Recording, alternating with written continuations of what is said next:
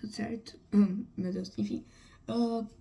Por mais que amanhã não seja a prova de história, a prova de história é terça.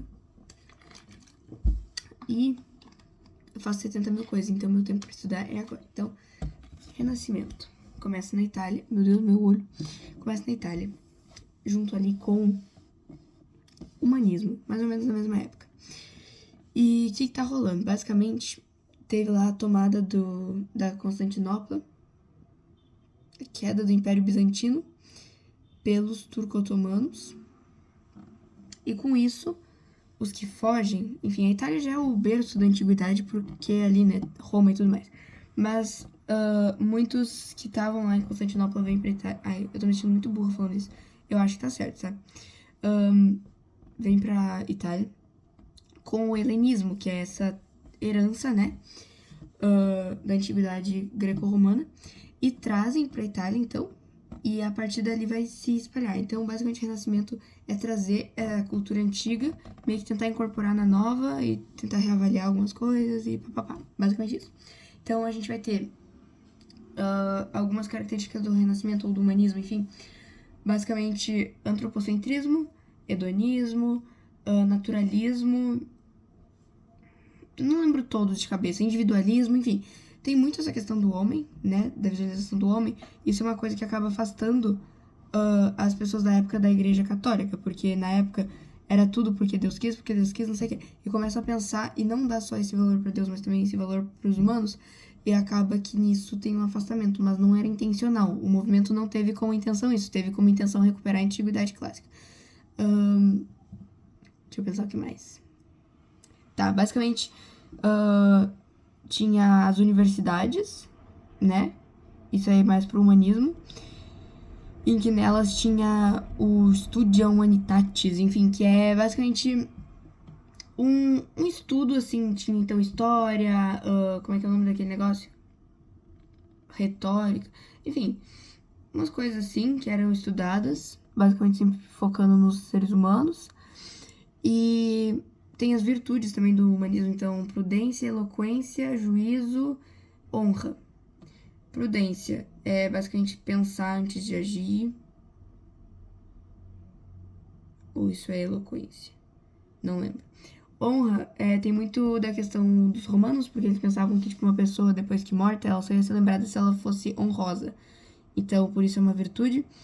É basicamente ser lembrado depois que tu morre, ser lembrado por algo bom, essa é a honra. E prudência, eloquência. Juízo eu acho que é meio básico, assim. Tipo, tem bastante coisa dessa no livro, se quiser ver. Depois também eu posso dar uma repassada. É que eu quero conseguir falar da reforma também nesse vídeo. Aí, basicamente, o que a gente tem depois? Tá, falei aqui do Studia Humanitatis. Tem, então, as universidades que são muito essenciais para essa tradução de obras antigas para a língua atual, para conseguir entender, né, elas. E tem as artes, né? Na arte, as grandes mudanças é o foco das pinturas. Então, vai ter como foco, muitas vezes, agora... Tem muitas pinturas, esculturas, enfim, que tem como foco cenas religiosas, mas sempre tendo como molde o ser humano. Então, isso é uma mudança, é tipo uma humanização das divindades. Eu acho que é algum termo assim que eu devo ter usado em algum outro vídeo. Então, essa humanização das divindades é tipo, tu não deixar os deuses num patamar tão uau, assim, é tu trazer eles um pouco pra perto, tu poder comparar entre aspas, né? Usar um humano como molde pra Deus, é tipo, é bem poético isso. Enfim, tem muita questão da perspectiva, realismo, proporção, simetria. Basicamente, o homem vitruviano, né? Aquele do tchum, assim, enfim, que é simétrico e tal. Nascimento de Vênus, que eu falei da humanização das divindades. Cara, eu acho que é isso, mais ou menos, Renascimento, assim, um baita resumão. Tá, Renascimento tem, enfim, mudanças na questão da filosofia e de pensamento, na ciência, na arte. Acho que é mais ou menos isso. Eu vou olhar meu caderno rapidinho e eu vou voltar aqui pra falar se tiver mais alguma coisa ou se eu já passar pra reforma. Tá, basicamente são algumas coisas do humanismo que eu não falei. Pensamento crítico, que é muito importante, razão, uma coisa muito importante do humanismo, que é essa diferença. Tem a questão do... Como é que é o nome daquele negócio? Que a gente sempre fica sem entender nada do que é. Aquela palavra estranha lá. Putz, é aquela palavra que... Ai, eu vou ter que pegar a palavra, calma. Empirismo, que é o início da ciência, basicamente, conforme o Sordani. Empirismo é tipo aquela observação inicial ali. É tipo, não é um método científico, mas é tipo meio que a primeira etapa, tu observar, tipo assim, cara, se eu abrir essa garrafa aqui, a água vai cair no chão, tem alguma coisa aí. Eu não sei que a água vai cair no chão porque tem uma força que puxa ela, mas eu observo uma coisa. Tá. Basicamente isso. Tem aí a prensa de Gutenberg, que é muito importante para a disseminação das ideias, que é uma criação, inclusive, do humanismo, mas é uma coisa muito importante para disseminar as ideias depois. Tá, aí tem uma separação que o Sordani faz de 300, 400 e 500. 300 são os anos 1300, que aí tem 3 nomes aqui, Giotto, Petrarca e Dante. Nos anos 400, que é 1400, o mecenato, eu tinha esquecido de falar isso. Mecenato, basicamente, são os patrocinadores. Os mecenas são os patrocinadores. Eles patrocinavam as artes. Mais ou menos isso. Não tem muito uau, assim. Grandes nomes de renascimento, humanismo, enfim. Michelangelo, Maquiavel, Giotto, Petrarca, Da Vinci. Shakespeare e Camões são do quinquecento, dos anos 1500. Só que Shakespeare é da Inglaterra e Camões é de Portugal. Mas também são influenciados aí pelo... como é que é o nome? Pelo Renascimento. E a igreja, ela se envolve no mecenato também nessa questão de patrocinar obras. A igreja patrocina também, mas é só mais depois. Porque no início a igreja não tá tão assim com Renascimento, não.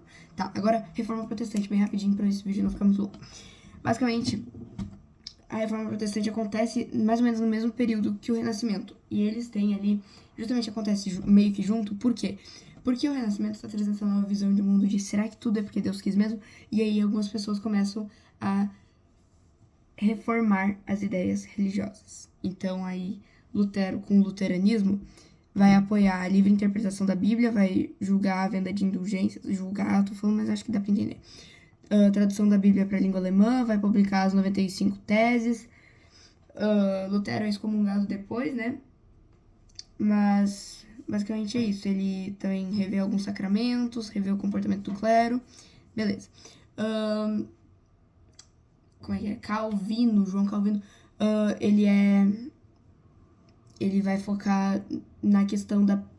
Lutero, doutrina da salvação pela fé. Basicamente, a pessoa só vai ser salva se ela tiver fé, não é por realizar obras, que era a ideia da Igreja Católica. Calvino é predestinação. Tu nasce e já tá destinado se tu vai pro céu ou pro inferno. E, basicamente, ele tem muitas ideias meio parecidas com as de Lutero, então também não tem culto aos santos, também livre interpretação bíblica, enfim. E aí o Henrique VIII, um pouco mais depois, eu acho, ele tem toda aquela questão que ele era casado, ele queria que o Papa anulasse o casamento, não deixaram, não sei o que, aí ele vai lá fazer o anglicanismo e tal, pra poder se descasar e casar com a Ana Bolena depois. E, basicamente, na igreja dele, o rei é a autoridade máxima, digamos assim, é tipo... Não a autoridade máxima, mas ele é tipo a figura principal da religião, mais ou menos. E... mais ou menos isso. Aí tem os anabatistas, que, tipo, teve uma revolta dos camponeses lá, aí eles criaram isso aí, que é basicamente a pessoa só vai acreditar mesmo por conversão própria pra fé, então eles só batizavam adultos, porque, tipo, o adulto já tem tempo, e ainda existem anabatistas, tá? E eu ia falar... Motivações pra reforma, basicamente vai ser algumas econômicas, então essa questão que Calvino, ele apoiava o lucro dos burgueses, porque ele pensava assim, cara, o maluco tá trabalhando, tipo, podia estar fazendo coisa pior, então o que tem de errado com isso? Só que a igreja não apoiava o lucro, basicamente. Então, uma questão econômica para a reforma é justamente isso, né? Questões políticas, pela questão da infalibilidade papal, que o Papa era, tipo, uma autoridade máxima, tudo que, por mais que fosse absolutismo ali, né, nascendo, enfim, o Papa controla tudo. Meio que, essa terra vai pra quem ou pra quem? É o Papa que decide. Isso aqui, esse poder pode ser feito, o Papa que decide. Então, tem essa questão política e as questões teológicas, então venda de indulgências, crenças, dogmas, enfim. Tá, bem rapidinho falar de Contra-Reforma, que tecnicamente não é pra cair na prova, só que ele falou que não ia cair no SAS, caiu no SAS. Que Contra-Reforma é essa reação da Igreja Católica para com a Reforma Protestante. A gente não viu toda a Contra-Reforma, mas basicamente o que a gente viu até agora? Concílio de Trento, que vai definir essa Contra-Reforma, porque basicamente o Concílio de Trento ele vai olhar para a Reforma e vai pensar, não, talvez tenha alguma coisa que a gente possa aceitar. Então, eles vão manter o celibato nos padres, vão criar seminários, vai tentar diminuir a venda de relíquias, vai ter o índex de livros proibidos, que os católicos não podem ler, vai restaurar o Tribunal da Santa Inquisição, e vai criar o Tribunal da Visitação, que é basicamente os malucos que vão ir de canto em canto, vendo onde que tem gente que não é católica pra perseguir. Porque os católicos não estavam aceitando muito isso.